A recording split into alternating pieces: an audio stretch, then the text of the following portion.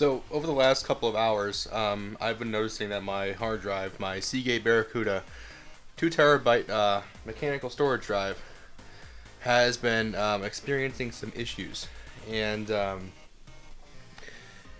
it's not looking good for it. So I have a backup storage, 3 terabyte backup storage drive on its way. Hopefully it'll be here tomorrow. I'm recording this on Thursday, by the way. And well, it's not looking good right now. I ran a smart test, and I'll show you all the results of these tests here in a minute. But it's not looking that good. So let me show you guys what's going on. Alright, so for those of you who don't know, I'm actually running a 2 drive system right now. The OS and important software is on my 250 gig SSD from Samsung. And everything else, my games, all my video work, my freelance recording gigs, all my schoolwork is all kept on the other drive, the 2 terabyte drive. And, well, let me show you what's happening. So we're here in Blackmagic. Disk Speed Test is a free program you can get from them. We're going to choose the Seagate 2 terabyte, my E drive here. And we're already seeing stuff starting to lock up here. That's another problem with this, is that anytime I try to reference the drive from either Windows Explorer or another program, the program starts to freeze up. And for example, when I open Steam, when I open Steam, all the Steam files are located on that drive, so the Steam just completely crashes. You can see that this browse for folder window is just totally, well, here it opened up eventually. So we're connected to the drive. Let's hit start. You'll see that write speed is struggling to even go above 0. And we're only trying to write a 1 gigabyte file here. So yeah, read speeds. It's not even getting to the read. It's always stuck on the write. So you can obviously see there's something wrong here. So let's close out of this. Maybe. Alright, well. And let's go to our Crystal Disk Info. This is a smart data reader thing. Gives you some information about your drive health, all that good stuff. If it'll actually open. I downloaded this and put this on my SSD, so it should open. Crystal Disk Info. And what I also did is I also installed a free a trial version of a drive duplicator program. That was an interesting sound. Here we go. So here's the Disk Info program. You can see this is the SSD. We're fine on the SSD. Now let's go to the E drive. You can see it locks up again. It's just trying to reference that drive. Oh, not responding. Even better. So like I was saying, I installed a mirroring program. So when I get my 3 terabyte recovery drive, or my new backup drive, it's going to be an external drive, just because it'll be nicer to work with, USB 3.0, whatever. But when I get that, I'm going to run a mirroring software that'll exactly copy the contents from my internal hard drive here that's failing onto my external drive. Assuming the drive is still functional when that new drive arrives. You can see health stat. Ooh. Okay, so about an hour ago, this was saying caution, not unknown. Let's see here. So it is recognizing the drive, but health status unknown. That's not good. I'm gonna do some research and figure out what the hell that means. Okay, so apparently the unknown means the drive was unsupported. Now, it was working like an hour ago. Alright, and all I've done since then is turn the computer off and turn it back on. So, this is making me even more worried here. I'm just for giggles, I'm gonna open up the mirroring software here. This is Macrium Reflect. This is a trial version, just because I really only needed this once. And we're gonna see if that can detect the drive. If it can't, that's when we're probably going to have to go to a data recovery service or just go into Windows Explorer and try to manually copy from one drive to the other. You've not yet created rescue media, enable system recovery if you don't create rescue media. No, we don't do that there. So let's see. Where's our drive? So here's the Samsung SSD. Here it is. This is it. So, yeah, 980 gigs. Okay, so it is recognizing the Seagate 2TB. Let's see. ST2000DM001. That's the drive. So at least that is recognizing. So here's what we want to do. We want to click that, and we'll do. What do we do?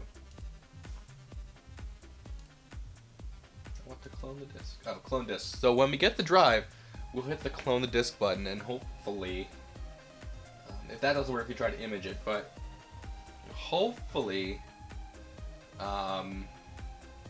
this will work. If not, then we're gonna have some issues. Yeah. So I guess this video comes at a time when I'm actually planning on completely revamping the PC. I'll show it to you right now. This is gonna be a really professional made video. So I'm gonna go down here. There's the PC with all the beautiful cables. Yes, don't get too happy about cables. But what I'm planning on doing with it is I'm planning on getting a Silverstone MITX case. Right now we're running an ATX motherboard system, and I'm planning on downscaling that to a mini ITX. I don't remember the exact motherboard I'm planning to get, but for my birthday I'm planning on getting a mini ITX motherboard case, an all-in-one liquid cooler, and try to cram everything that I already have into that Silverstone MITX case that was featured on Linus Tech Tips way back when they did the most powerful gaming, the smallest powerful gaming PC. They had like a Titan X in there, a 2699 V3 Extreme Edition processor. That was like an 18-core processor, whatever. We're gonna keep the processor, the memory. Hopefully, the graphics card will fit in it. For those of you who don't know, I'm running on Asus Strix GTX 970. Hopefully that'll actually fit in the case. If not, that's going to be a problem. We might have to get like I don't even know what we'll do. We can get like a 1050 or something, 1050 Ti. Something like that. We can keep the SSD processor. We're going to get rid of that stock cooler that I've been running for about a year now. It's worked fine. Like, I've never had thermal throttling issues. But, yeah. And then also, it'll obviously be a smaller case, because this thing is a pain in the ass to move around, especially when I'm traveling. Of course, I'm not like hitting on Thermaltake here. It's a nice case if you're doing a permanent setup. But when you're a college student like me and you have to move around, it's not the most ideal thing. And also, it gets really dusty in here in my room. And I don't know if you saw when I showed you, but there's dust everywhere. I need to clean the entire thing out. So that's a project. Assuming it actually goes through, it should be about yay long, maybe even less than that. Yay high. And then you're wondering how am I going to fit another drive in there? Well, like I said, my 3 terabyte drive will be external. It's a Seagate external 3 terabyte USB 3.0 drive, so it'll actually be faster. Well, actually, it'll be about the same, because USB 3 is 5 gigs per second. At least the version of the USB 3 that this will be running, which is just less than the SATA 3 limit of 6 gigabytes per second. Besides, it's a mechanical hard drive, so it won't be able to transfer that anyway. So it'll be the same speed as if it was running in SATA. So it'll have the same performance if it was an internal drive. So I'll be able to keep all my games on there, all that kind of stuff. So hopefully that'll work. It'll be small. I'll be able to move it around a lot easier. And I'll probably sell this the case, because it's a nice case. If you're especially if you're doing like a really advanced water cooling thing, you want to show it off. This is the case to do it with. And I'll be selling the motherboard, because the motherboard works totally fine. It's a Asus Z97A, USB 3.0. What's cool is that besides the two front header USB 2.0 ports, there's not a single USB 2.0 port on this case. Everything else is 3.0. The motherboard on the I/O of the motherboard itself is all USB 3. It also has two USB 3.1. The motherboard also supports the Asus or is it ASRock Thunderbolt card, so I could add Thunderbolt to this if I wanted to. But another problem I'm seeing with the small case is I won't be able to have a capture card. I have a Blackmagic Intensity Pro 4K in there that I will not be able to use. So I'll have to figure out what I'm going to do with that. I might invest in something like a Razer Core or something like that, an external PCI box, and run it in that or something. I don't know. I also have a TP-Link Wi-Fi card, but that's okay. I don't need it. Just dishing that out, selling it or something. Now you may be wondering, David, why don't you have a backup drive already? Well, I do. It's right here. This is a Seagate Backup Plus for Mac portable drive. Yes, it does work on Windows. I formatted it in the exFAT using the exFAT protocol, and so it does work on Windows. It's only 250 gigs though. So it works as a backup drive. Is it 250 gigs? What is it? 500 gigs. Sorry.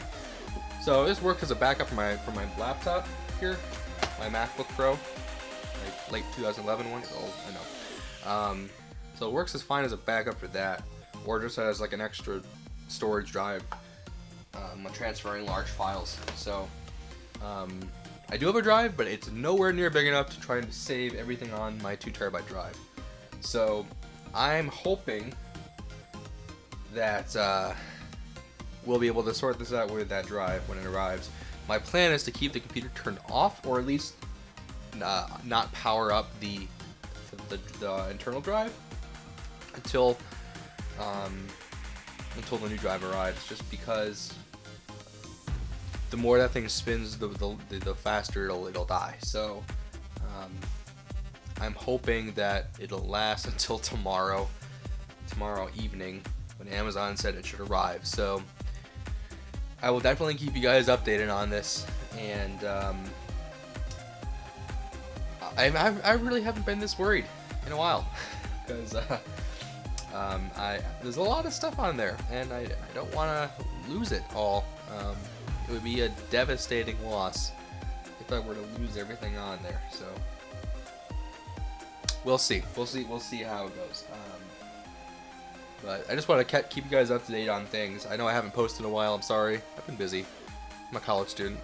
Please, I'm sorry. But hopefully this will suffice as a video. So thank you guys for watching. Hit that like button if you like hearing about my troubles and my pain. Hit that dislike button if you, I don't know, don't have a heart and soul. I don't know.